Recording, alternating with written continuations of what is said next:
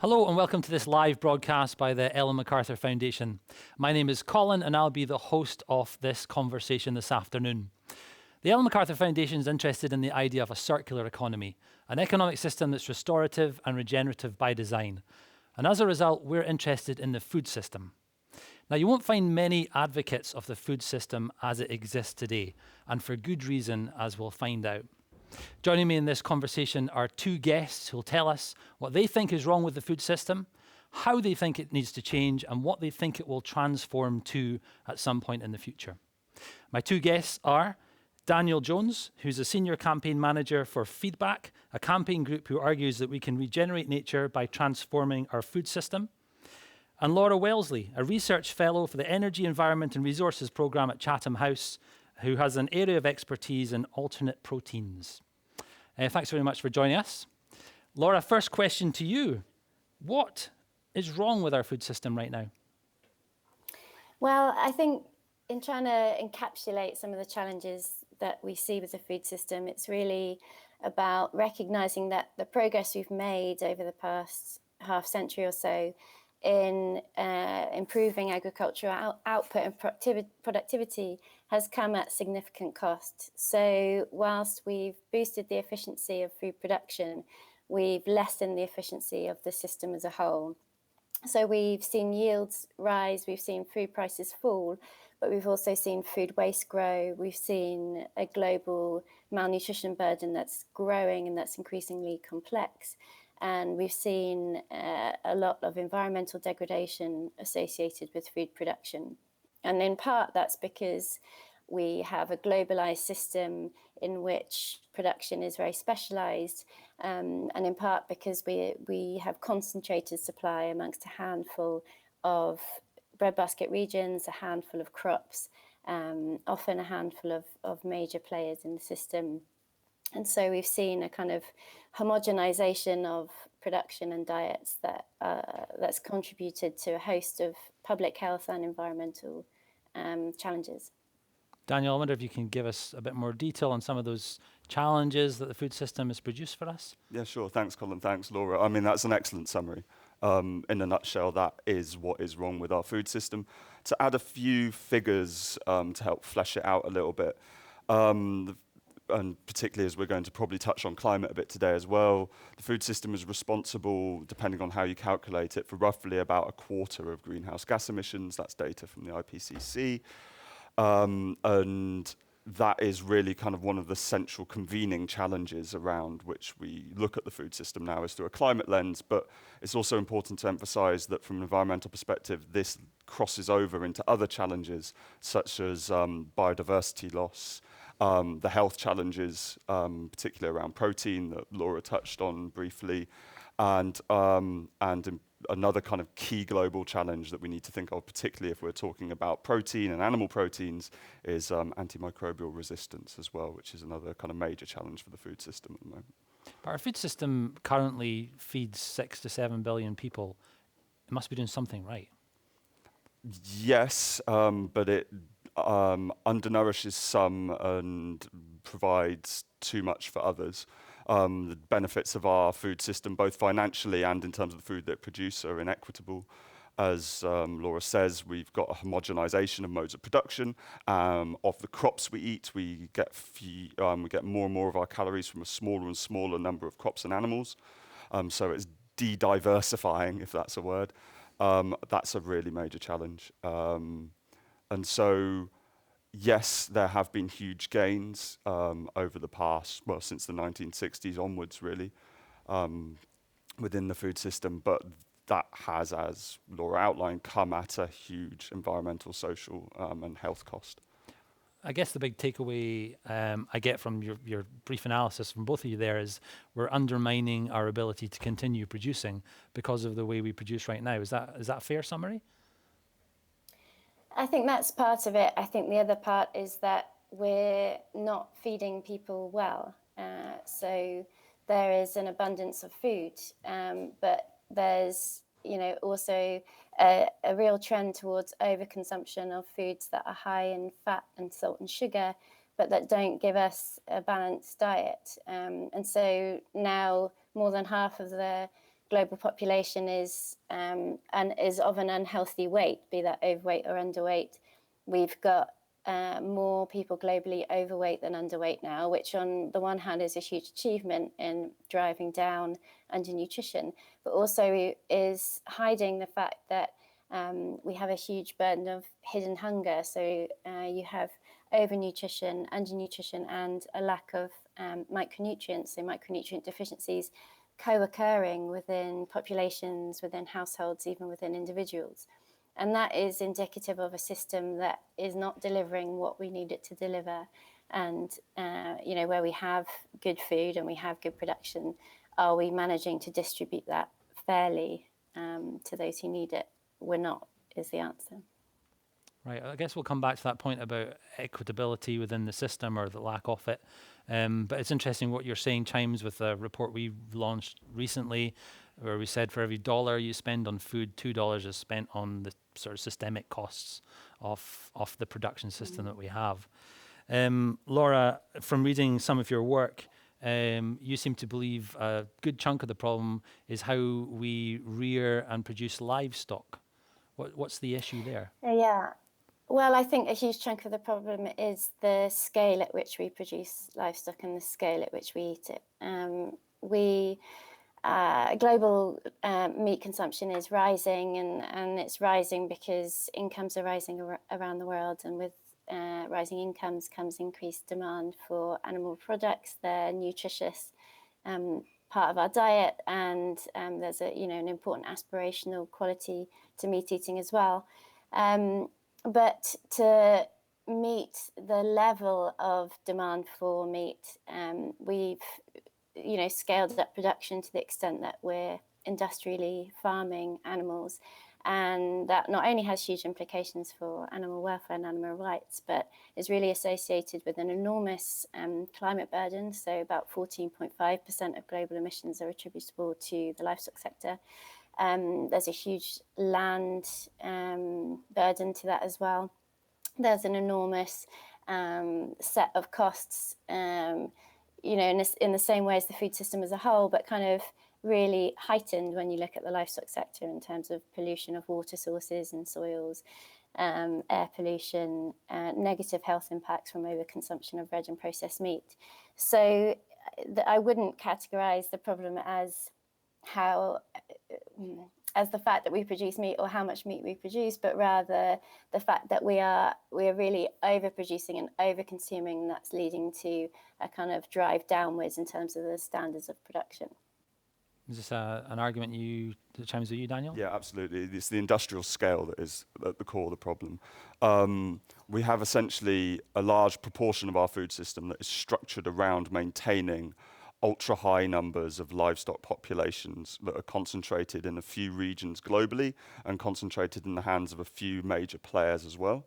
And underpinning that, we also have a large collection of kind of grain traders and pesticide companies that are also helping to prop up that existing system.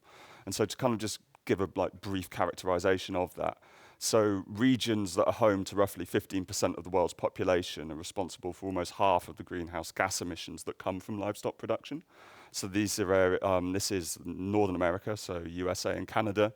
That's Europe, that's Brazil, Argentina, and Australia for meat, and you'd add New Zealand for dairy. These regions are overwhelmingly what we'd call surplus producing regions or surplus protein regions, and they produce and export and consume huge volumes of livestock products. And it is that function within the food system that helps maintain large-scale industrially produced cheap meat and the various environmental costs that are entailed with it. Laura mentioned briefly there around the role of demand and potential future demand in driving changes within the system, but we also do need to look at what practices happen within supply, and there is often actually some quite aggressive market expansion by some of the main players that will aggressively develop new markets in order to artificially generate demand for their products as well. So we're essentially, when we talk about industrial animal agriculture, we're talking about systemic failure in the way that we've produced food. And the environmental outcomes and the health outcomes and the social outcomes are really quite extreme. If there are any farmers watching at the moment, they'll be screaming at their screens because they'll want us to start differentiating more about the forms of production earlier in this conversation. And that's really important. I hope we can get into that. But when we're talking about these impacts, we're talking about global impacts, and it's important to outline the scale of the global problem, whilst emphasizing there is huge regional differences in the way we produce and consume. And these broad brush strokes are necessarily going to miss that. But ultimately, this is a planetary scale challenge that we've got.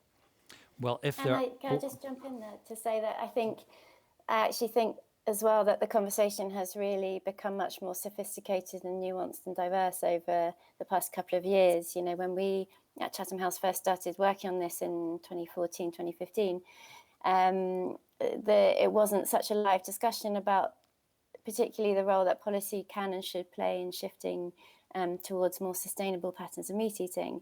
But now this is a much more live and inclusive issue. And so now we absolutely are seeing lots of differentiation in discussions about how meat is produced and where it's produced and for whom and how it's consumed. And it's really important to recognise that in different regions of the world, the livestock sector and rearing livestock has an enormous role to play, not only in terms of delivering good nutrition, but in terms of supporting livelihoods, you know, and really an important part in culture as well. So absolutely, just to echo Dan's point that we will speak in broad brushstrokes, but it's belies the complexity of the system. Great points, Laura, and we'll definitely pick up on many of those. But if you are a farmer screaming at your screen right now, you can do more than that. You can send questions to us, and I'll put them to Daniel and Laura as this conversation goes on. So wherever you're watching this event, there will be a chat window, and there's a team of people sitting right behind these cameras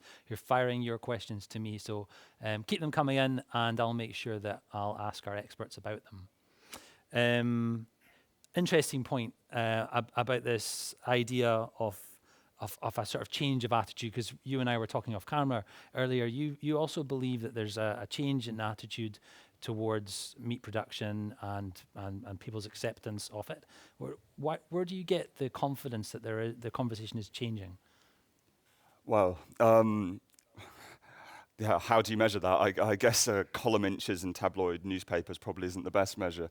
And there is not that much data in this space to go off in terms of what is actually happening in terms of people's actual meat consumption. But we can look at a few kind of key trends and sort of highlight why that conversation is changing globally. Firstly, back in 2015, when sort of Laura and colleagues wrote a big report on sort of livestock in general and meat consumption, no environmental NGOs were really talking about this in detail. Now it's one of the top kind of issues that most organisations within my kind of sector will focus on. There's broad agreement about the approach that we should see within the livestock sector amongst environmentalists.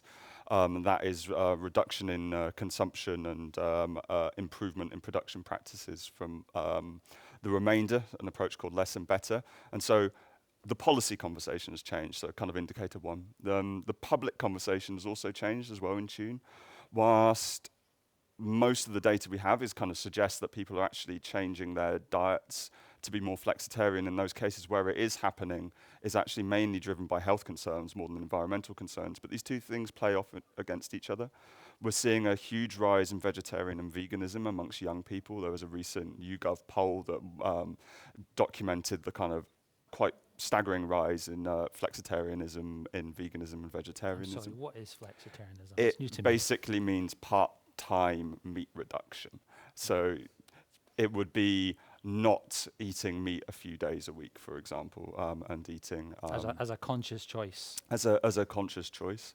And we've also simultaneously seen a large rise in the availability of meat analog products, specific forms that are made out of plant proteins. And we've seen a burgeoning and really important discussion about the role that they might play in reducing meat consumption in our diets, as well as really important conversations about the health benefits or health problems that they might generate, as these are these are quite processed foods, and there are concerns that exist around those as well. And so policy conversation has changed, public conversation has changed, and the products available on shelves have changed as well, although I'd put more emphasis on the first two than the latter. Okay, right, so there's a few drivers that you're seeing. Yeah. I want to pick up on just one of them just now, on that idea of alternatives to meat. And Laura, I was reading an article you wrote about, some people call it meat analogues, but I understand there's a host of different terms out there, plant-based alternatives, but they're not all plant-based. What on earth are these alternatives to burgers, say, that are out there? And what term do you use? Well, it's a good question, and there's lots of different ways of categorizing them. I talk about plant-based meat in inverted commas and about cultured or cultivated meat. And when I say plant-based meat, I'm thinking of the new generation of plant-based alternatives to meat that have kind of built on the success of Corn and Linda McCartney, etc., but that aim for real mimicry in terms of the taste and texture and cooking experience and eating experience of meat. And I think part of the key here to distinguishing them is that they are aimed fully at meat eaters and meat lovers. And if you look at the marketing techniques of these companies and of the fast food chains, etc., that are taking them on, that are taking these products on, it really is about celebrating meat without having to eat meat. And I think it's an important distinction. So plant-based meat options tend to be made from fairly familiar sources of plant protein, pea, wheat, potato, but they are treated with heat or pressure to make muscle-like fibrous strands that can then be formed into meat-like products, whether that be burgers or sausages or whatever else you can think of. In some cases, not in this country yet, but available in the US and in some Asian markets, are the Impossible Foods range, which are plant-based also, but which use something called soy leg hemoglobin, so a plant equivalent of hemoglobin or myoglobin in our blood to carry oxygen around. That's isolated from soybean root and is cultured itself using genetically modified yeast. And that gives a real irony flavour and a red texture and gives rise to kind of reddish juice when cooking. So that's another level. And then we have cultured meat or cultivated meat. So this is meat, real meat, that's grown in vitro. Not the term lab grown meat is a bit deceptive in that it will look more like a brewery, big bioreactors that these cells are grown in. But essentially, you take a biopsy from a live animal and you use some kind of growth medium to encourage the cells to proliferate and differentiate, and then you end up with meat fibers at the end of it. What do you think the benefit is of us creating these meat-like alternatives? Does it help the shift away from meat, do you think? And who are they aiming these things at? Well, from the company's perspective, the benefits are that you take the livestock sector out of the meat supply chain. So you don't rely on that whole system, often an inefficient system of clearing land to graze animals or grow feed for animals. And you don't lose the kind of crop calories that come with it, but you produce something that can be an attractive and appealing and easy option for people who really aren't likely to be switching to vegetarianism any day soon. So initial studies suggest that, for example, the land footprint and the water footprint of these products is a fraction of what it is for the conventional meat equivalent. That said, production is still fairly energy intensive, particularly for cultured meat. And as Dan pointed out, there are real public health questions around any kind of advocating for a shift to these products. They are still generally fast food options, and there's some anecdotal evidence to suggest that increased consumption of plant-based meat alternatives is bringing with it increased consumption of conventional meat options. So if you have a family in a supermarket where someone wants to try the plant-based meat option, then you might see the rest of the family buying the conventional meat options so that they can do that and so that the family can sit down for the same meal together. That's definitely not what people behind, well, possibly the companies, but that's, it's definitely not the aim of this movement. So it's, I think thinking about the role that they can play in food system change is really important, and it's not an easy question to answer. Where do you stand on the issue, Daniel? So just to quickly add to the point about addition and not subtraction, the Rabobank recently in its sort of global animal protein outlook argued that these products are just adding to our overall protein consumption and not subtracting from the amount that we're getting from sort of traditional animal sourced sources. That's hugely problematic because that means an addition in environmental and health impact and not a subtraction. And whilst the movement in general sees it as an ability to displace livestock products, actually the stated aim of some of the kind of large traditional meat companies is that they see this as an addition to their existing business model and not a subtraction. The CEO of Tyson Foods, for example, one of the largest meat corporations in the world, is on record as saying he sees this as a potentially additional business opportunity whilst they continue to grow their usual livestock business. That's hugely problematic. Is that such a bad thing if perhaps it could wean them off the livestock production? Well, if their stated aim is that it will be an addition, not a subtraction from their existing business, then it seems unlikely that they're going to be weaned off. Our argument would be that there's few examples of industries fundamentally changing their business models to something entirely new. There'll be some players that are well positioned to transform themselves into producers of much smaller quantities of more sort of agroecological style livestock products. But actually for most of them, they're structurally incompatible with a food system that stays within environmental and health limits. We'd see some of these meat and dairy corporations as being entirely equivalent to some of the oil and gas giants, actually. The BP, Shells and Chevron, JBS, Tyson and Cargill, some of the meat giant producers, have carbon footprints that are approaching that of energy giants. Their business models might be as structurally incompatible with a low carbon, environmentally safe future as the oil and gas giants And are. you think they could face some pressure in the near future in the way that oil and gas has? Absolutely. So there's variety. There's a variety of levels of pressure that are going to kind of occur for some of the larger meat and dairy corporations. First is a kind of inevitable policy response. At some stage, we're going to see carbon pricing. That will affect businesses that produce at scale with high levels of energy intensity.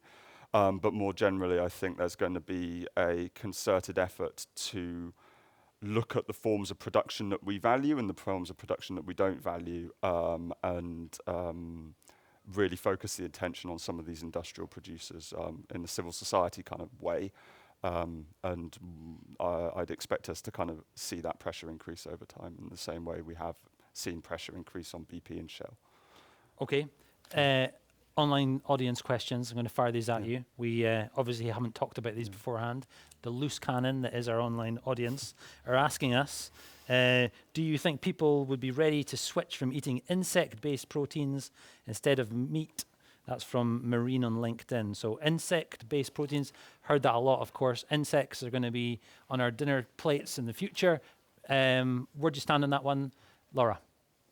I'm no expert on insect protein, but my view is that the kind of behavioural hurdle to switching to insects for those of us in Western countries is too great. I think I see the role of insects more as a more sustainable feed option in a transition period as we shift away from large scale meat production, and potentially as an ingredient, but not as a meal for us anytime soon.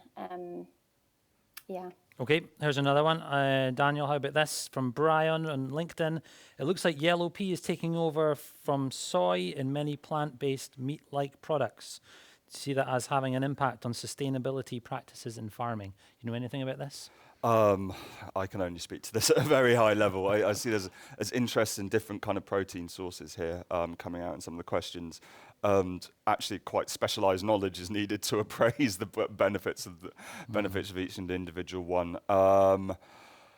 So I think the kind of top level answer that I'd give is that soy is a particularly problematic crop as an industrial scale feed crop because of where we source it from and the land footprint that it has.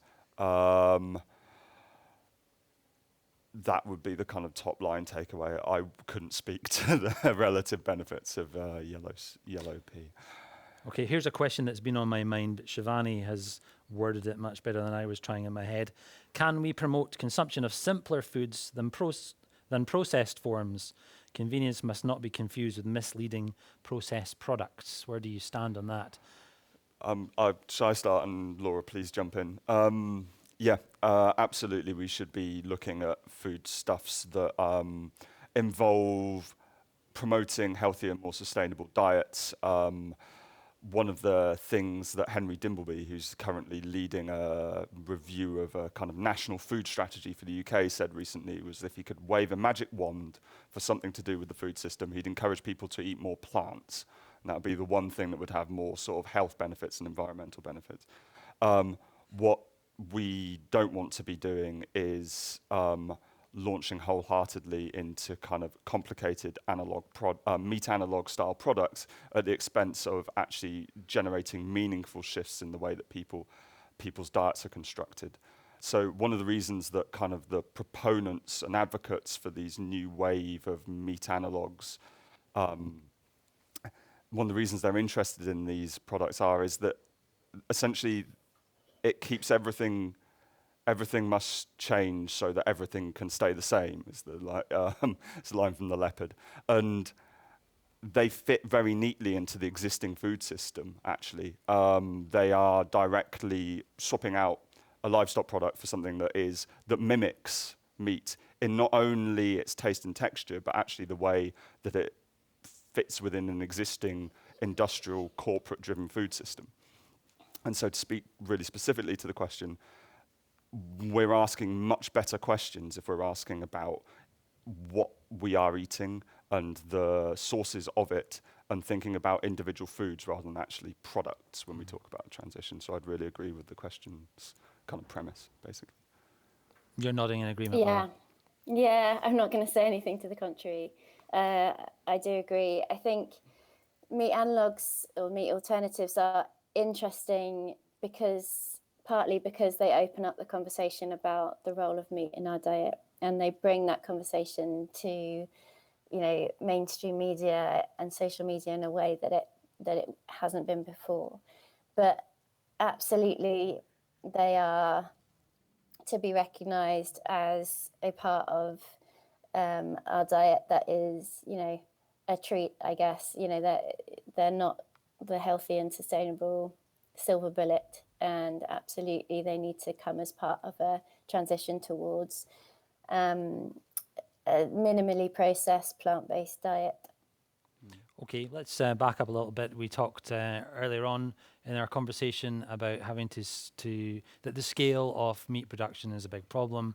Surely, as Nick from YouTube puts it, if you scale down meat production, prices are likely going to rise, and that's going to mean meat will just be there for the richest part of the world.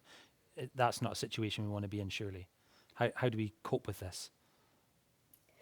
I mean, I'll just start and then pass over to Dan. I think part of the issue here is that when we talk about food prices, there's a real inclination to see them as, as in isolation, I guess. So lots of people speaking from the environmental perspective will say that food is artificially cheap, because it is, because we have a huge system of subsidies that's supporting large-scale production, and it is.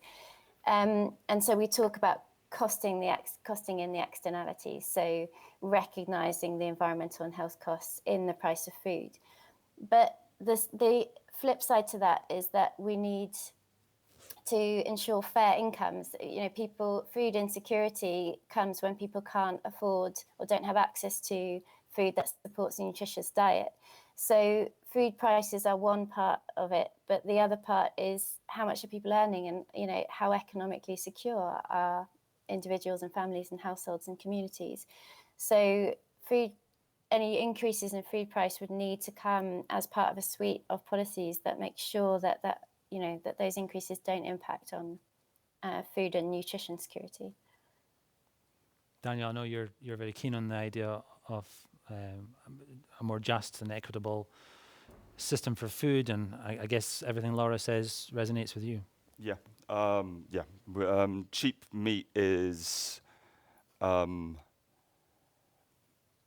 the way that keeping meat artificially cheap is not the way we should tackle poverty. It seems like an odd sort of battle line in the social justice fight, and so yeah, it needs to be, as just exactly what Laura said, it needs to be part of a holistic response that looks at not doing policy interventions in isolation, thinking about the food system holistically and thinking about the ways that these policies may impact on others. There's a real tendency around policy that's directed at meat to really hone in on the price element, but we need to think much bigger than that. Yeah. Just to give one example from one context in the US,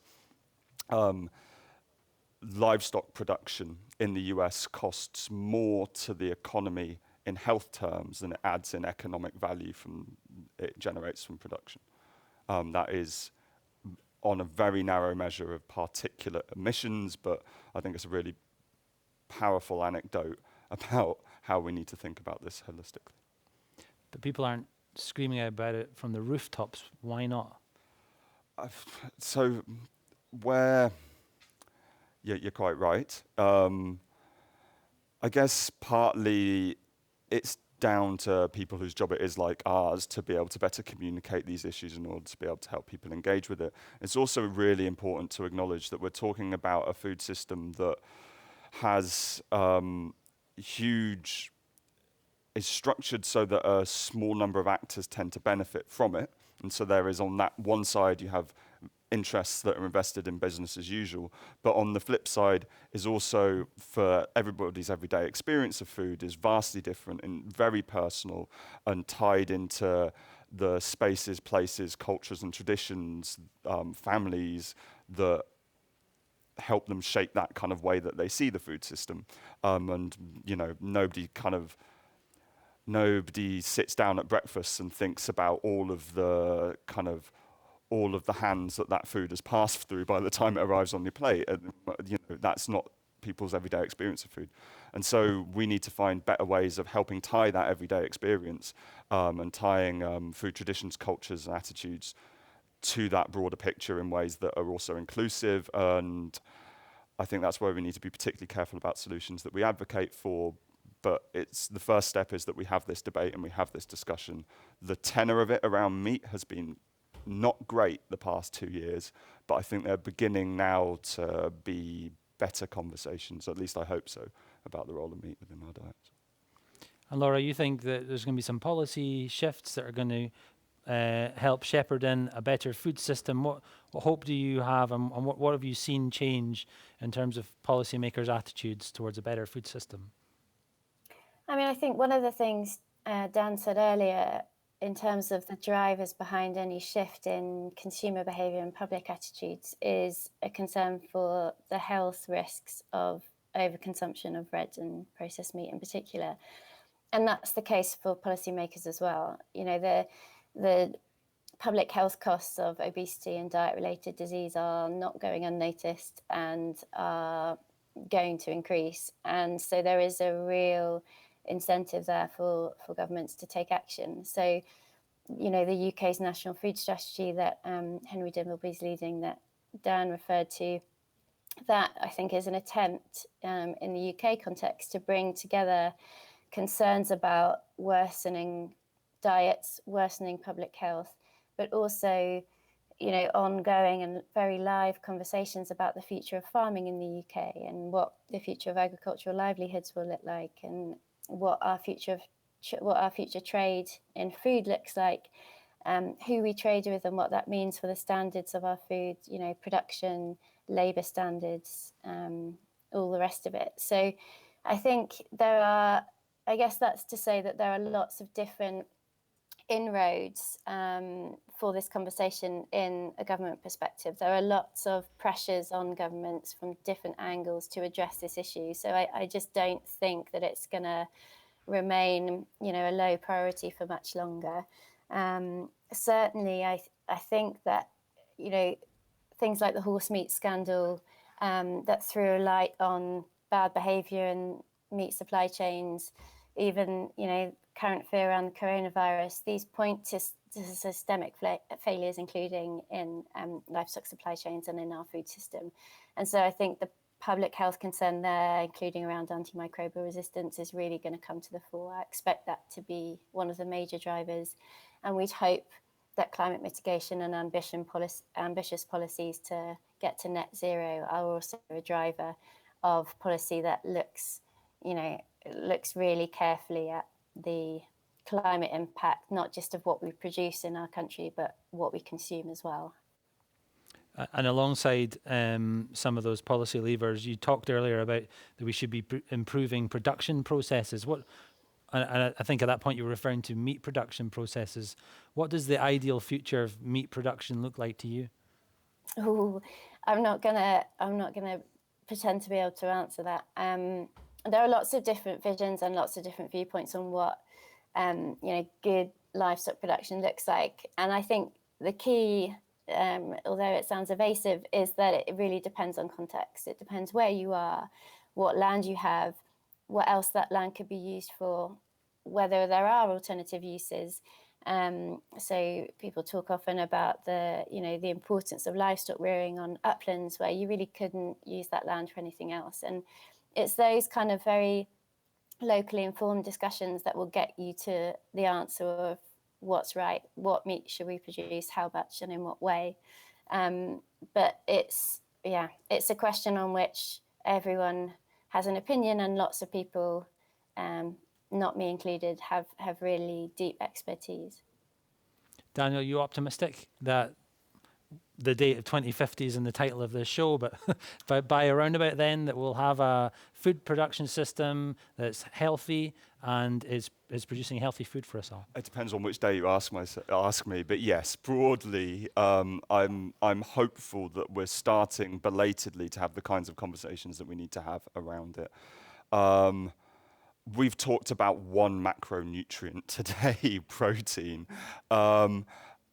These are conversations that we're having to have about the entire food system. The role that future protein provision plays within it is massive, but these are big, complicated, highly political discussions. And predicting the future would be a little bit of a mug's game. But broadly, I think there is an increasing shift for a more environmentally sustainable food system that has better human health outcomes, and that sort of realization is happening at a kind of policy level.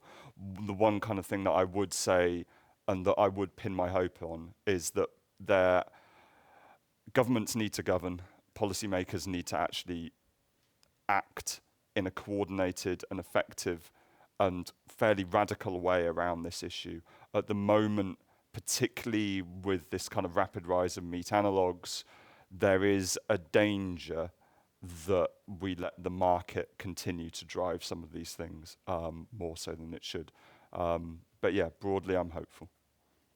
All right. Well, on that hopeful note, thank you very much, Daniel and Laura, for joining us in this conversation. And this conversation is one of many that we're holding over these 2 days with the Ellen MacArthur Foundation. So check out our schedule, ellenmacarthurfoundation.org, and you'll see all of the different conversations we've got. If food is your thing, then we're back at 6:30, where we'll be looking more at the future of food technology.